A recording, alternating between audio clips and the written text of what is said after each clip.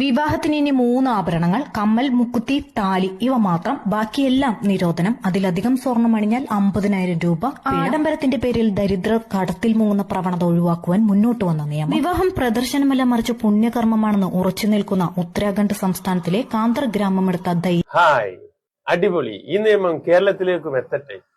ഇതൊരു നല്ലൊരു തീരുമാനമാണ്. ഇതുപോലെ നമ്മുടെ നാട്ടിലും ഇങ്ങനെ വരണം. ഇത് എന്തായാലും കളിക്കിയിട്ടുണ്ട്. ഇത് കേരളത്തിൽ വരണം. വരികയാണെന്നുണ്ടെങ്കിൽ ഉണ്ടല്ല, എന്തോരം പാവപ്പെട്ട ജനങ്ങൾക്ക് മെച്ചമുണ്ടാവും എന്നറിയാമോ? ഒരു കുടുംബം നശിക്കാൻ പോകണില്ല. ഇതിപ്പോ കുടുംബം വിറ്റ് പോലും ആ സ്വർണം ഉള്ളതും ഇല്ലാത്തതും അവിടെ നിന്ന് ഇവിടെ നിന്നും കടം പേടിച്ച് എല്ലാവരും കല്യാണം നടത്തിയിട്ട് എന്താ പറയണത്? എവിടെയെങ്കിലും വാടകയ്ക്ക് താമസിക്കും. ഇത് ഉറപ്പായിട്ടും കേരളത്തിൽ വരാൻ ശ്രമിക്കണം.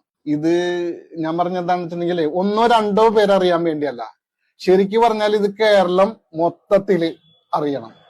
ദയവ് ചെയ്ത് ഇതെല്ലാവരിലേക്കും ഒന്ന് ഷെയർ ചെയ്യാൻ ശ്രമിക്കുക. ചെയ്യണം കേട്ടാ.